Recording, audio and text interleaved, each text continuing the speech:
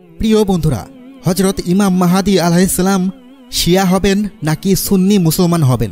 শিয়ারা কেন বলেন যে ইমাম মাহদীর জন্ম ইতিমধ্যে হয়ে গেছে? শিয়া মতবাদে ইমাম মাহদী আলাইহিস সালাম কোথায় লুকিয়ে আছেন? শিয়া এবং সুন্নি মতাদর্শে ইমাম মাহদীর বর্ণনা, তার জন্ম এবং তিনি কবে আসবেন, দুটি আলাদা আলাদা বর্ণনা পাওয়া যায়। কাদের মতাদর্শ সঠিক সেটা আমরা আজকের ভিডিওতে আলোচনা করব। তাই ভিডিওটি সম্পূর্ণ দেখে আপনার মতামত কমেন্ট বক্সে উল্লেখ করুন। প্রিয় বন্ধুরা, এটা এমন একটা প্রশ্ন যা সহজেই যে কোনো মুসলমানকে বিভ্রান্ত করতে পারে। আর এই ফিতনার যুগে কাউকে বিভ্রান্ত করা আরও অনেক বেশি সহজ হয়ে গিয়েছে, যেখানে সোশ্যাল মিডিয়ায় এরকম অনেক বিষয় সামনে এসে যায় যেসব বিষয়ের প্রশ্ন আমাদের মনের মধ্যে এমন একটি সন্দেহের বীজ প্রতিস্থাপন করে যার ফলস্বরূপ ধ্বংস ছাড়া আর কিছুই নয়। প্রিয় বন্ধুরা, হযরত ইমাম মাহদী আলাইহিস সালাম হবেন হযরত মুহাম্মদ সাল্লাল্লাহু আলাইহি ওয়াসাল্লামের বংশধর, যার পিতামাতার নামও হবে রাসূলুল্লাহ সাল্লাল্লাহু আলাইহি ওয়াসাল্লামের মাতা পিতার নামের সমান। তিনি এমন একজন ব্যক্তি হবেন যাকে আল্লাহ তাআলা এক রাতের মধ্যে বানাবেন, আর দুনিয়ার ওই সকল নামধারী মুসলমান যারা নিজেরা কুফরিতে লিপ্ত থাকবে বা কুফরি দেখেও চুপ থাকবে, তারা ইমাম মাহদী আলাইহিস সালামের নিশানা হবে। যেমনটা হাদিসে বলা হয়েছে যে দুনিয়া সেই পর্যন্ত ধ্বংস হবে না যতদিন না আমার বংশধর থেকে কেউ আরব শাসন ব্যবস্থা প্রতিষ্ঠা করবে, আর যে সেটা করবে তার নাম হবে আমার নামে। কিন্তু তার আবির্ভাবে পূর্বে এই বড় প্রশ্নের উত্তর জানাটা জরুরি যে হযরত ইমাম মাহদী আলাইহিস সালাম শিয়া হবেন নাকি সুন্নি। কারণ সকল সুন্নি মুসলিমদের দাবি যে তিনি সুন্নি হবেন, আর প্রত্যেক শিয়া মুসলমানদের দাবি তিনি শিয়া হবেন। প্রিয় বন্ধুরা, শিয়া মুসলিমদের ভাষ্যমতে তিনি ইতিমধ্যেই জন্ম নিয়েছেন, কিন্তু আপাতত দুনিয়ার নজর থেকে গায়েব রয়েছেন।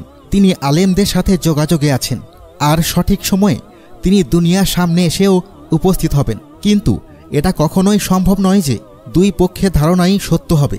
এজন্য এই বিষয়টি স্পষ্ট করা খুবই জরুরি যে তিনি কোন মুসলিমদের অংশ হবেন। রাসূল সাল্লাল্লাহু আলাইহি ওয়াসাল্লামের ওফাতের পর মুসলমানরা অসংখ্য সম্প্রদায়ে বিভক্ত হয়ে গিয়েছিল, এবং প্রতিটি সম্প্রদায় এই দাবির উপর প্রতিষ্ঠিত ছিল যে তারাই সঠিক শরীয়তের অনুসারী এবং তারাই রাসূল সাল্লাল্লাহু আলাইহি ওয়াসাল্লামের দেখানো নিয়ম অনুসারে আল্লাহ তাআলার ইবাদত করছে। প্রতিটি সম্প্রদায় তাদের নিজেদের নিয়মকানুন পালন করে, কিন্তু অন্য সম্প্রদায়ের নিয়মকানুন নিয়ে অনেক আপত্তি প্রকাশ করে। এমনকি এক সম্প্রদায়ের লোকেরা অন্য সম্প্রদায়ের লোকেদের কাফের পর্যন্ত বলে আখ্যায়িত করে।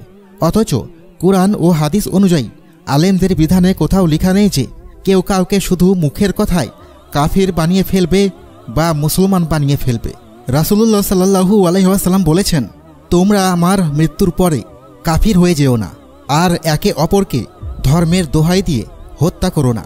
আহলে সুন্নাহ অনুযায়ী হযরত ইমাম মাহদীর বাবার নাম আব্দুল্লাহ, আর শিয়া মুসলিমদের মতামত অনুযায়ী ইমাম মাহদীর বাবার নাম হবে হাসান, আর তিনি হচ্ছেন ইমাম হাসান আসকারি। আহলে সুন্নাহর মতামত অনুযায়ী হযরত ইমাম মাহদী হযরত ইমাম হাসানের বংশধর, আর শিয়াদের মত অনুযায়ী তিনি ইমাম হুসাইনের বংশধর। আহলে সুন্নাহ এই ভিত্তির উপর প্রতিষ্ঠিত যে আখিরি জামানায় ইমাম মাহদীর জন্ম হবে, আর শিয়ারা বিশ্বাস করে যে 15ই শাবান 655 হিজরিতে হযরত ইমাম আসকারির ঘরে হযরত ইমাম মাহদী আলাইহিস সালামের জন্ম হয়ে গিয়েছে। এখন ভাবার বিষয় হচ্ছে এই যে কাদের মতামত সঠিক, আহলে সুন্নাহ নাকি শিয়া মুসলিমদের? শিয়া আর সুন্নি সম্প্রদায়ের মধ্যে কমন একটি বিষয় হচ্ছে যে তারা বিশ্বাস করে ইমাম মাহদী পৃথিবীতে মুসলমানদের নেতা হিসেবে আগমন করবেন, আর সকল মুসলমানদের ঐক্যবদ্ধ করে বিশ্বে শান্তি প্রতিষ্ঠা করবেন।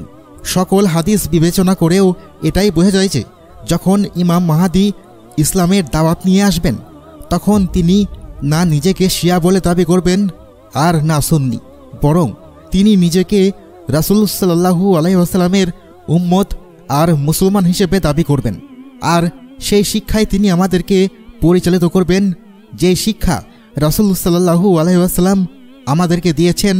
আর রাসূল সাল্লাল্লাহু আলাইহি ওয়াসাল্লামের শিক্ষায় কোথাও কোনো শিয়া বা সুন্নি মুসলমানদের কথা উল্লেখ নেই, যেখানে কিনা এক জায়গায় তিনি ইরশাদ করেছেন যে কিয়ামতের পূর্বে মুসলমানদের মধ্যে 70টি সম্প্রদায় সৃষ্টি হবে, যাদের মধ্যে কেবল একটি সম্প্রদায় জান্নাতবাসী হবে।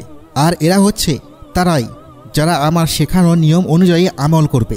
হযরত আব্দুল্লাহ বিন মাসউদ রাদিয়াল্লাহু আনহুতে বর্ণিত, রাসূল সাল্লাল্লাহু আলাইহি ওয়াসাল্লাম বলেছেন যে, যদি দুনিয়ার আর একটি দিনও বাকি থাকে তাহলে আল্লাহ তাআলা সেই একটি দিনকে দীর্ঘ করে দেবেন, আর এক ব্যক্তিকে আমার দ্বারা বা আমার আহলে বায়েতের মধ্য হতে এমনভাবে জাহির করবেন যার নাম হবে আমার নামে এবং তার পিতার নাম হবে আমার পিতার নামে।